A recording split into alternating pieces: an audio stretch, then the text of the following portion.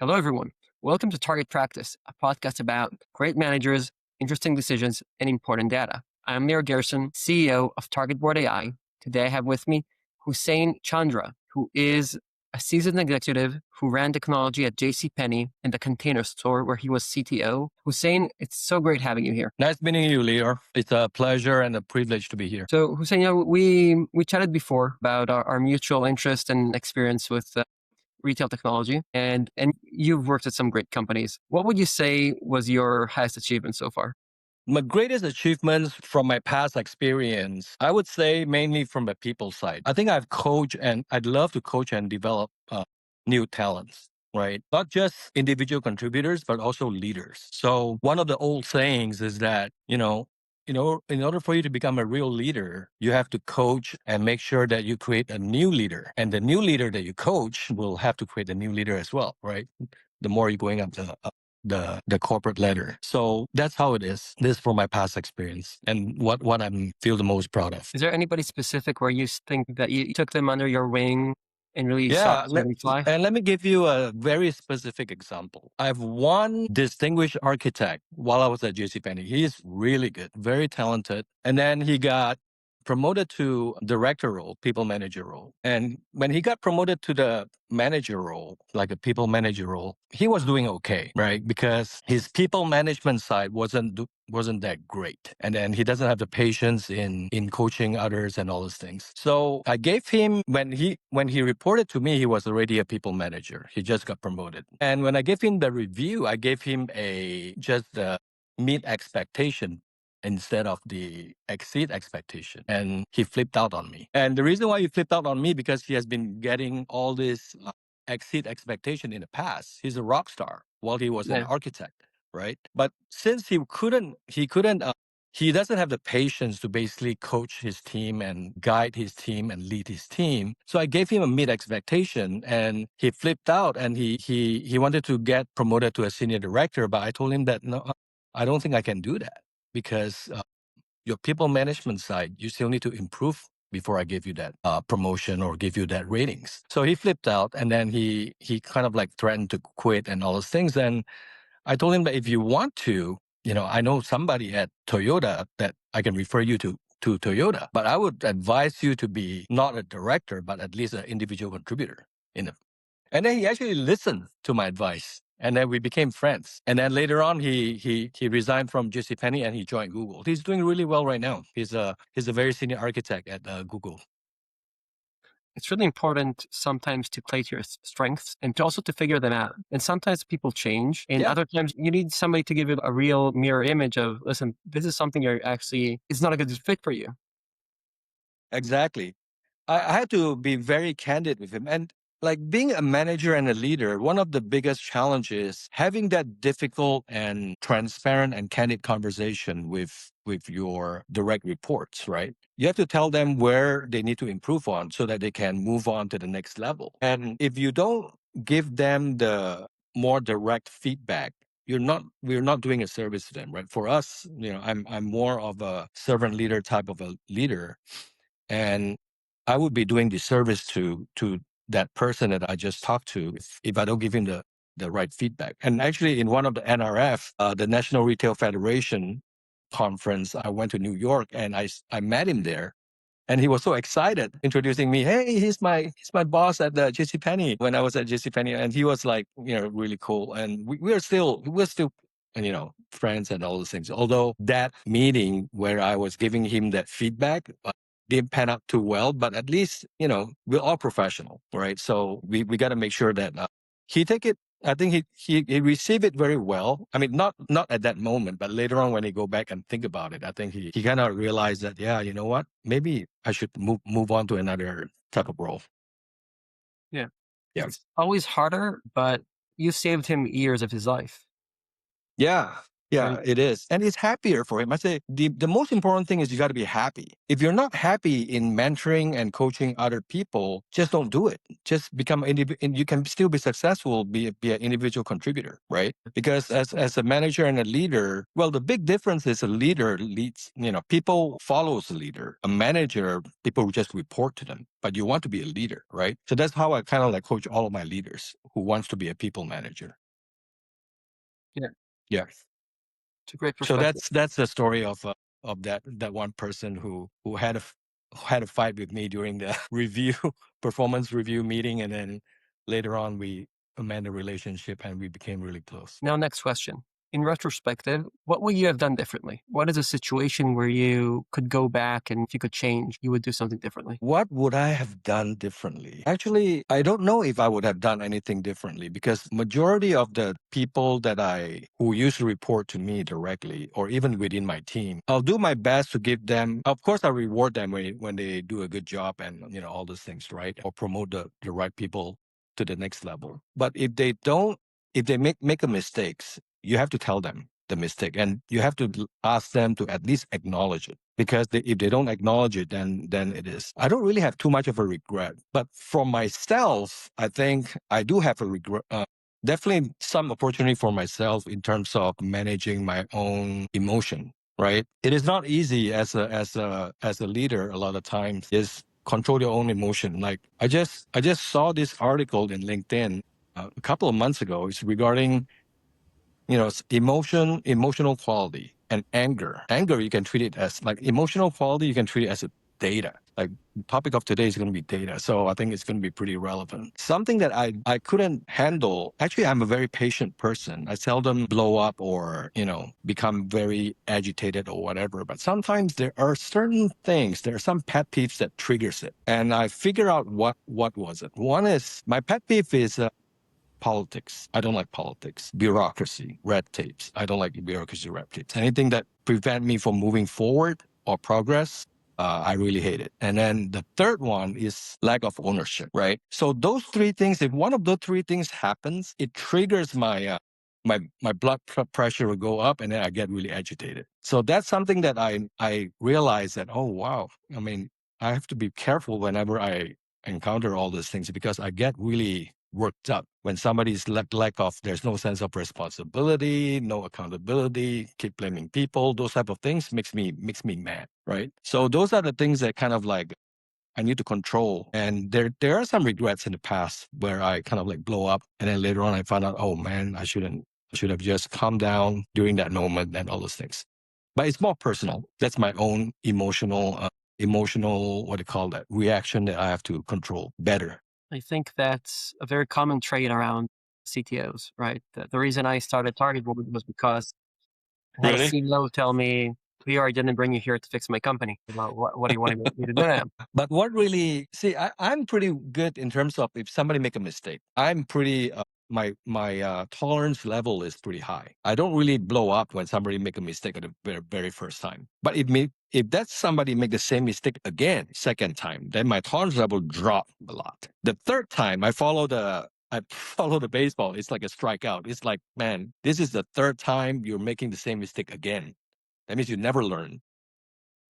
Yeah, So I got really agitated by like, but if you make the first mistake the very first time, to me, it's not, and I want to admit that I'm a little bit of a double standard in terms of the tolerance level of making a mistake because operationally my tolerance level is very low. But if you talk about like innovation and experimental type of a project, that my tolerance level is pretty high, right? So, but production operations and stuff, my tolerance level is pretty low. So basically, there's a little bit of a inconsistency, but I admit it. I always tell my team about it. Hey, if you're in operations, my tolerance level for mistakes is very low. Things should be automated. You should be getting alerts, all these things, right? Recovery time should be very, very quick. But if you're doing innovation projects, sometimes it just fail, which is fine. You just have to keep on trying until it succeeds, right? So that's how it is. understood. Okay. Now, did you encounter any situation where you needed the right data to make an important decision and that data was available? Yeah, actually,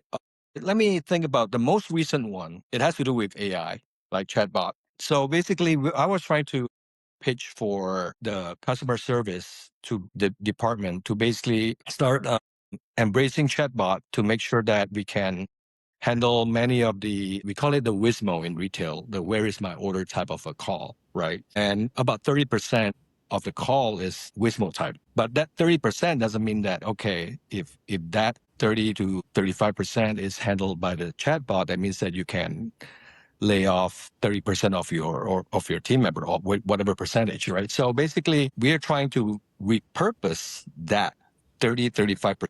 If the customer service rep can use that 35% to basically do the outbound call for all these leads and opportunities for sales, how much sales can we get? So that is the data that we are able to get so that we can make the business case of that AI adoption for that customer service a lot better, right?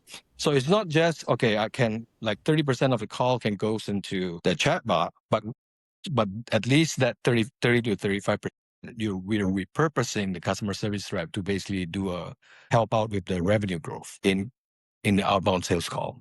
So that's a decision that was that I can think of, like the most recent one, right? So if we have that data, it's easy for us to go to the CFO or go to the board to say, hey, we want to invest in this, and this is the business case with that data.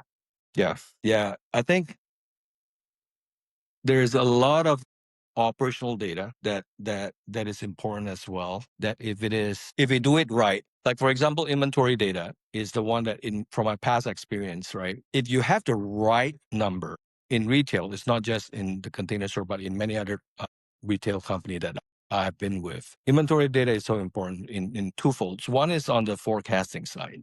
If you forecasting right, that means that your inventory will be in the right place at the right time, right? So that you can help with the sales growth. If you forecast it right, because nowadays it's omni-channel. It's not just in the distribution center and stores. It has to be in all of those different channels. So that's one. So if you have the right forecast, inventory forecasting data, demand forecast, it will help a lot for the retail business. And then if you don't have it, and operationally, there's also this thing called inventory visibility. So inventory visibility, if it is accurate, if it is real time, right, there's a lot of benefit. That means that you don't have too much of a customer disappointment with over promising a customer, right? Your inventory is always very accurate. It's either in the DC or in the store that they can pick it up from, right? And you won't have the customer cancellations will be very, very low if your accuracy of that inventory visibility is high, right? So that's something that is very important as well in retail, especially. And without that means you're going to have a customer getting disappointed, right? Because you're overpromising them, or you're overstating your sales, initial sales at least, because you're going to get order cancellation, right? Or if the inventory is there, but the inventory visibility is saying that it's out of stock. That's even worse. That means you have the stock, but you're not selling the item, right? So those are the things in retail, in my opinion.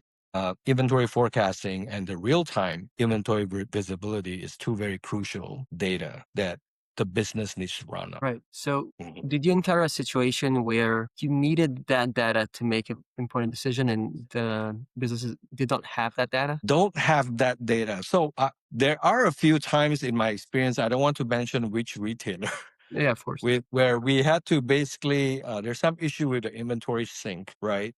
And the inventory, there was a bottleneck on the downstream OMS side. So we have to cut the inventory. We have to basically kind of like disable the inventory call from the front end, from the e-commerce side. So when you do that, of course, what is the side effect? The side effect is all this overpromising, and cancellation orders is high, right? And then you're overstating it and all those things. And that is a bad situation. And not only the customer is getting disappointed and you're overstating the sales, also replenishment wise, let's say if the inventory is not there, you don't even replenish to the stores, right? So even store replenishment is getting impacted as well. And then downstream, even for later on the inventory stock ledger, like reconciliation, all these things is going to get messed up. So if your inventory is missing, meaning that if it is out of sync, right? I consider out of sync is missing inventory or inaccurate inventory. Then that's a big deal for the business. It will be a huge business impact. I can think of like operational data which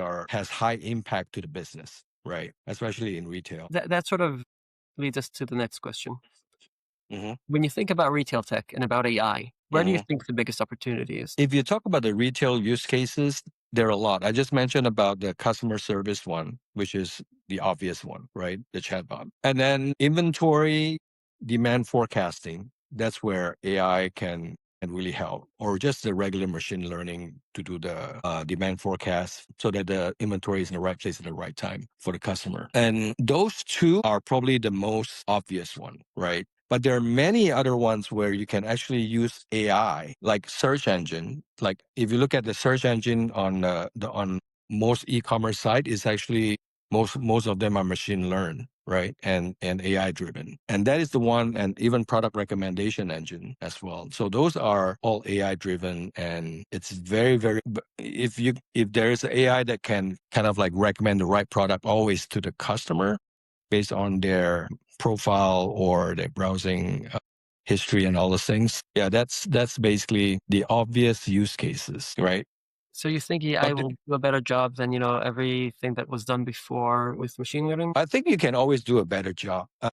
It all depends, though. It all depends because I've never really compared like whether you use LLM versus the regular machine learning for all this search engine because all these are keyword searches, right? So it's a little different than LLM where it uses the more of our English like semantics and stuff. I don't know whether it's going to be different or not, but we did try using conversational commerce, which is you kind of like talk to the it's kind of like a chatbot. You just talk and ask for it, and then it will recommend a few products based on your questions that you ask and stuff. So we did try that as well, although the result wasn't that great, right? The Yeah. result like 1 to 2% uplift in terms of revenue per visit. So that's something that we did try. But It's one that I hard, would love to it's hard see to talk actually. through the variety. Having somebody type exactly the type of smartphone that they want is harder than, just selecting from a visual list of options. Correct. And selecting for visual list of options is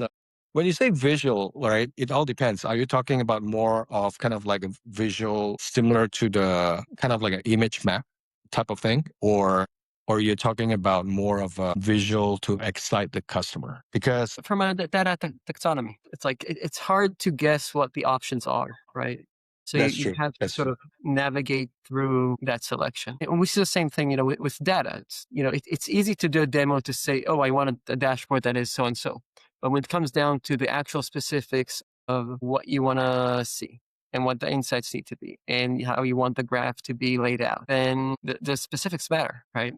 And doing the iterations around this isn't exactly what I meant. So I actually want this to be only these values and those values and this axis. Like it's a lot of work explaining to the system what you want to do, and sometimes it's just easier to just point and click. It is. And if you look at all these search engines and all these LLMs and stuff, right? Whether it's ML or AI models. In AI and machine learning, I mean, we have been doing it from a very long time because we built the homegrown search engine using Solar as an indexing engine, and then there's a ML model on top of it to improve the relevancy at JCPenney, right? It's a homegrown microservice search engine. So when you look at that, and then when you look at LLM, one thing which is very common is that the data is garbage in, garbage out. No matter how good your model is, right? Your data has to be clean and it has to be enriched. Or else what happened is you don't have enough data basically for the search engine to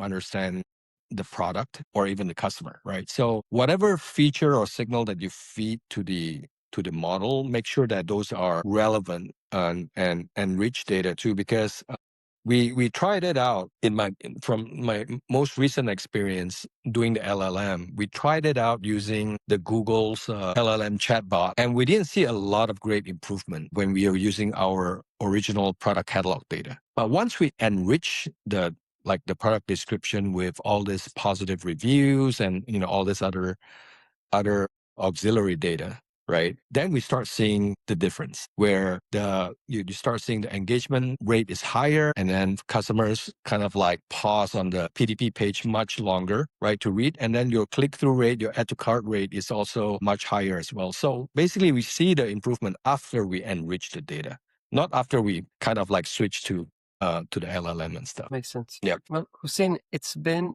super interesting. Thank you Hmm. so much for coming. Yeah. That's it for today's episode. If you liked it, please rate and review. And we hope to see you next time. Okay, cool. Thank you so much, Leo. Okay.